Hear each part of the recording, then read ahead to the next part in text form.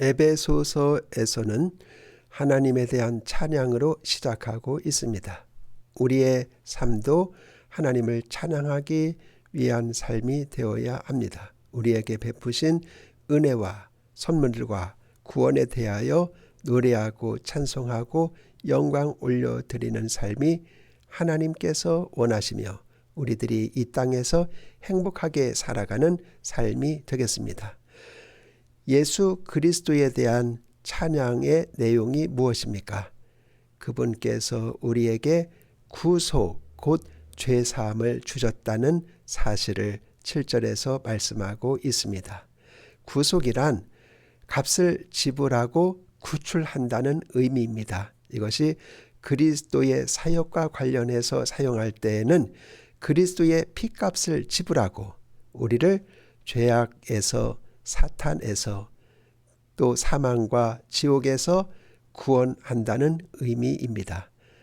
구속이라는 이 말은 단지 우리가 죄 용서함을 받는 것만을 의미하는 것은 아닙니다. 죄 용서로부터 시작을 하여 그 끝지점에 가면은 우리의 몸에 온전한 구속이 이루어지고 그리고 영화로운 상태가 됩니다. 그 영화로운 상태까지를 다 포함하는 그런 개념입니다. 구속의 선물을 생각할 때 감사하고 찬양을 올려드리지 않을 수가 없습니다.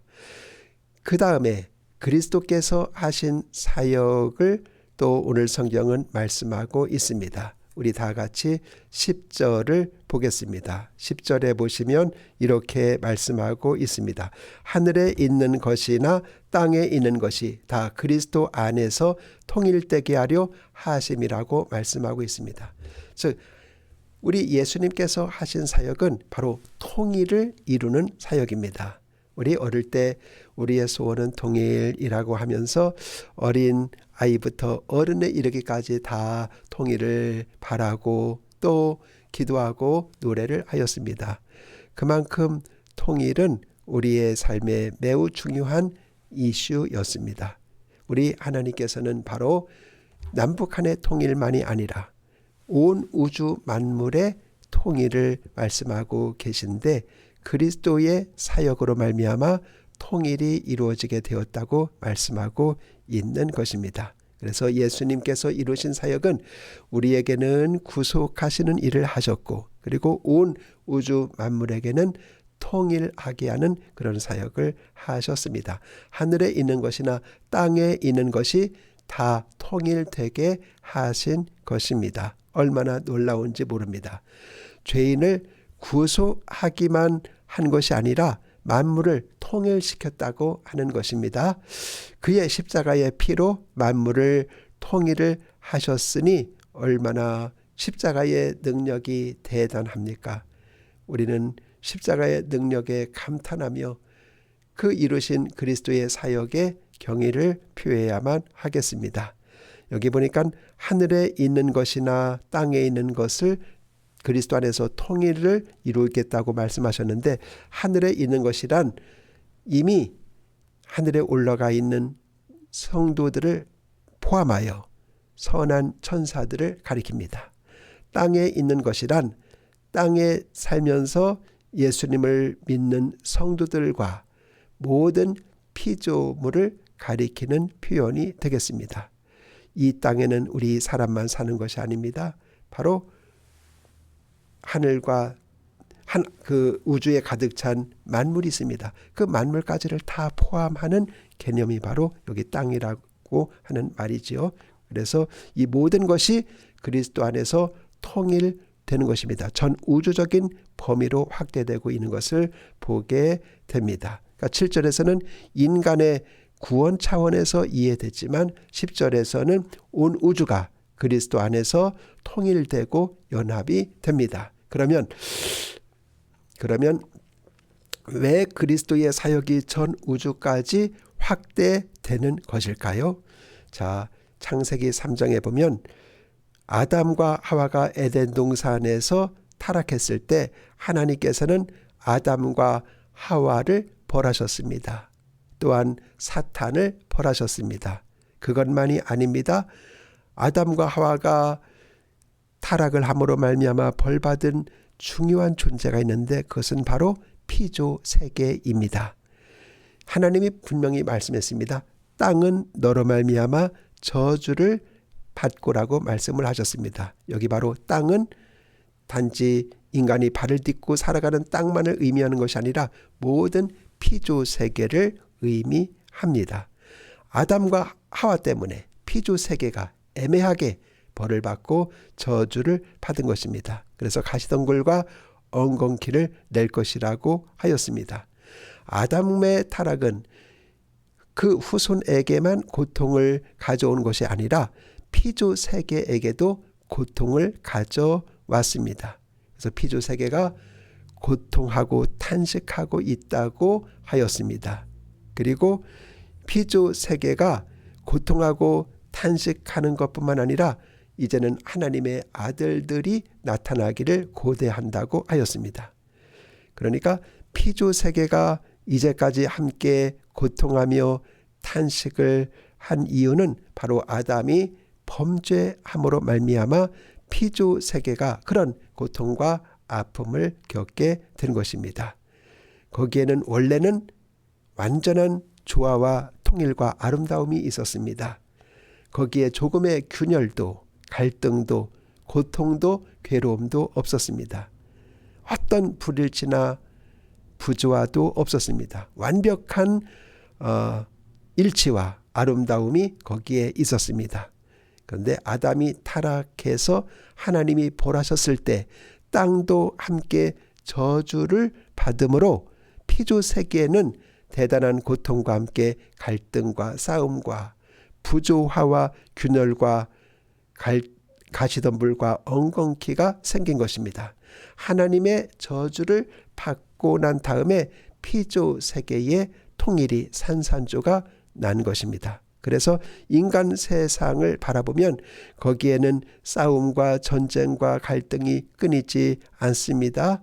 우리들이 지금 그 가운데 살고 있습니다. 그래서 우리들은 힘들고 고통하고 괴롭다는 느낌을 갖게 되는 것입니다.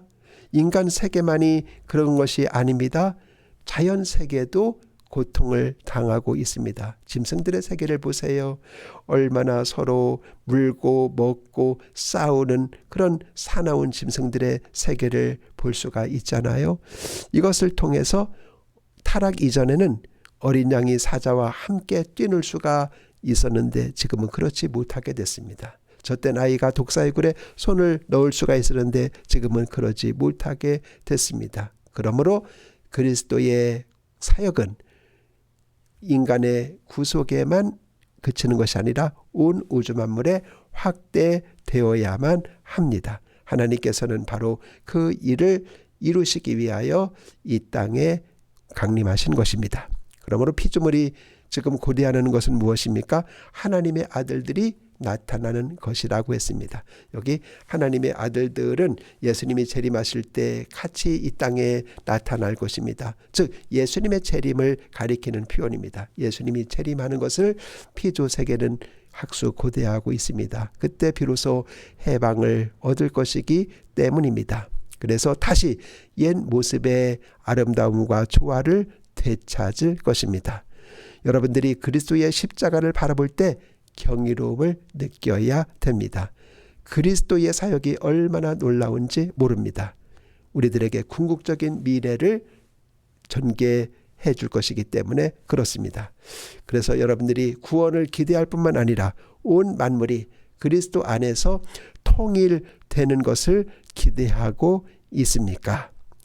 그러면 우리는 얼마나 더 여러분 고대를 해야만 하겠습니까? 그렇죠? 이 땅의 피조 세계가 고통과 탄식을 하면서 온전한 통일을 고대한다면 우리 인간은 하나님의 구원받은 성도들은 얼마나 더 고대를 해야만 하겠습니까? 그때는 싸움도 갈등도 고통도 번민도 전쟁도 어떤 어려움도 다 사라질 것입니다. 우리 그리스도인들이 사모하는 나라입니다. 이제 10절에서 그리스도 안에서 만물을 통일하는 이야기를 하시면서 이제 9절에서는 그것이 하나님의 뜻의 비밀이라고 말씀하고 있습니다. 여러분, 비밀이라고 하는 것은 알려지기 전까지가 비밀입니다. 알려지고 난 다음에는 더 이상 비밀이 아닙니다. 그러므로 하나님의 뜻은 여러분 비밀입니다. 즉 알려지지 않았습니다. 감추어졌습니다. 그렇기 때문에 비밀이라고 말씀을 하시는 것입니다. 그러면 누구에게 감추어졌다는 말일까요? 세상 사람들에게 감추어졌어요. 이 세상 사람들은 하나님의 뜻을 알지를 못합니다. 왜냐하면 비밀은 가르쳐 줘야 아는 것인데 하나님께서 가르쳐 주시지 않았기 때문입니다. 우리에게 하나님께서 말씀하시고 가르쳐 주시고 믿게 하신 것도 세상 사람은 가르쳐 주시지 않으셨고 또 믿지 않고 그래서 그들은 알지 못하는 영원한 비밀입니다. 세상 사람들이 모르기 때문에 숨겨졌기 때문에 철저하게 숨겨졌기 때문에 비밀인 것입니다. 그래서 세상에서 아무리 지혜롭고 탁월해도 하나님의 뜻을 알지를 모릅니다. 구원의 도리를 알지 못합니다. 십자가의 도를 알지 못합니다. 죽은 이후에 천국이 있고 영생이 있고 하나님의 세계가 있다는 것도 알지를 못합니다. 십자가를 통해서만 천국에 가는 것, 그리스도 안에서 온 만물이 통일되는 것도 알지를 못합니다. 그래서 이것은 바로 비밀입니다. 또한 이 하나님의 뜻이 비밀인 이유는 구약의 성도들에게도 감추어졌기 때문입니다. 예수님이 오시기 전 시대를 구약 시대다 그렇게 말해요.